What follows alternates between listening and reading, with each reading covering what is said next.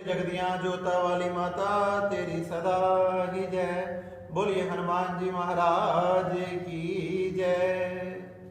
मैं विशाल शर्मा आपके सामने गुप्त नवरात्रों में 7वें दिवस के रूप में माँ धूमावती की पूजा की जाती है।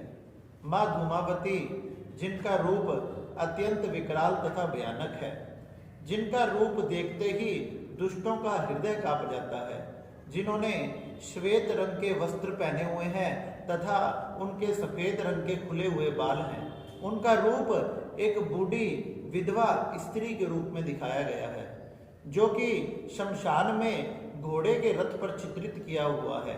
माँ घोड़े के रथ पर और घोड़े की सवारी करती है।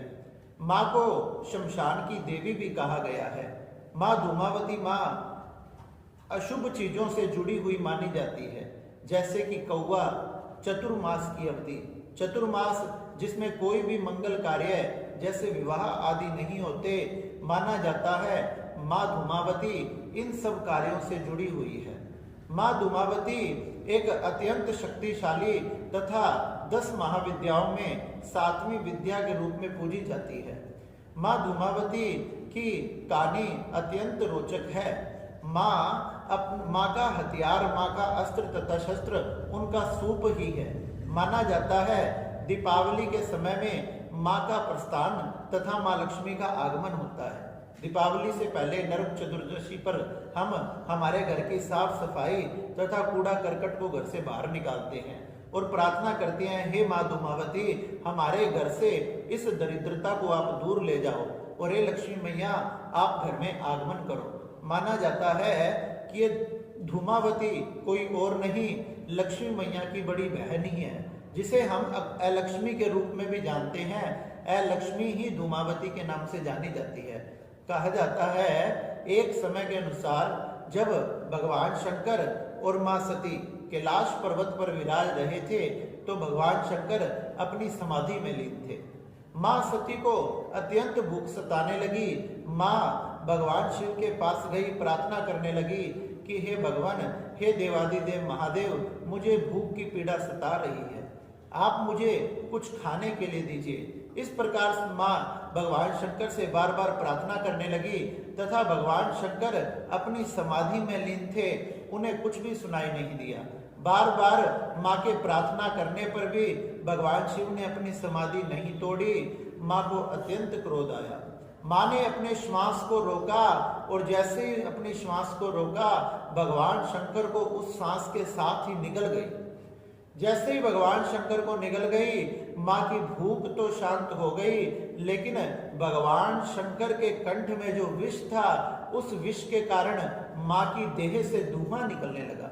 माँ की देह से धुआं निकलने लगा तथा उस विष के कारण माँ की सारी देह नीली पड़ गई तथा नीली पड़ जाने के कारण माँ धूमावती का सारा श्रृंगार चला गया, रूप बड़ा विकराल हो गया।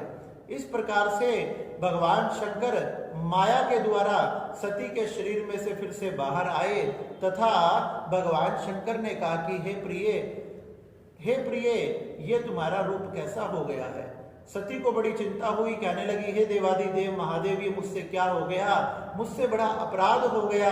भगवान शंकर ने कहा कि तूने मुझे ही निगल लिया, अपने पति को ही निगल लिया, इसलिए अब तू विधवा हो गई। ये सुनकर माँ बड़ी अशांत हुई, उनके मन में बड़ा कष्ट हुआ। वह सोचने लगी कि मुझसे ये क्या हुआ।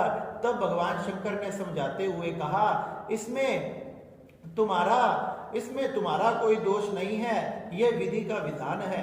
सृष्टि को चलाने के लिए तथा सृष्टि का संहार करने के लिए यह रूप एक विस्मित रूप है, जिसका प्रकट होना बड़ा जरूरी था।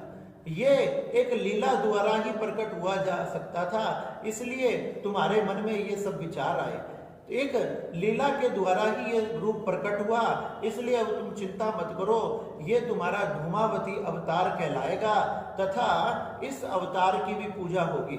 माँ धूमावती के रूप में तुम्हें पूजा जाएगा तथा तुम्हारी पूजा करने से भक्तों के लिए तो तुम अत्यंत सुंदर तथा उनकी मनोकामनाओं को पूर्ण करने वाली होगी, तथा दुष्टों तथा पापियों के लिए तुम अत्यंत भयंकर तथा अत्यंत विकराल तथा उनके अंग अंग को तड़पाने वाली तथा उनको महान कष्ट देने वाली होगी।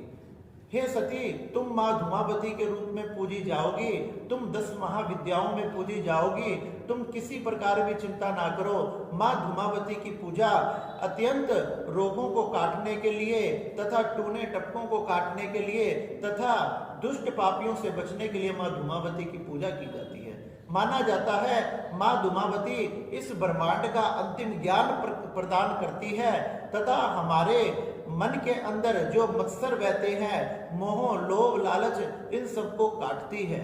इस प्रकार से माँ की पूजा करने से, माँ का नाम लेने से हमारा आत्मविश्वास बढ़ता है, और हमारा जब आत्मविश्वास बढ़ता है तो हमारे व्यापार में तथा हमारी मनोकामनाओं की पूर्ति होती है। इसलिए गुप्त नवरात्रे के 7वें दिवस के रूप में माँ धूमावती की पूजा की जाती है। इसलिए हम सबने माँ धूमावती की पूजा करनी चाहिए तथा उनके नाम का कीर्तन करना चाहिए। बोले धूमावती मैया।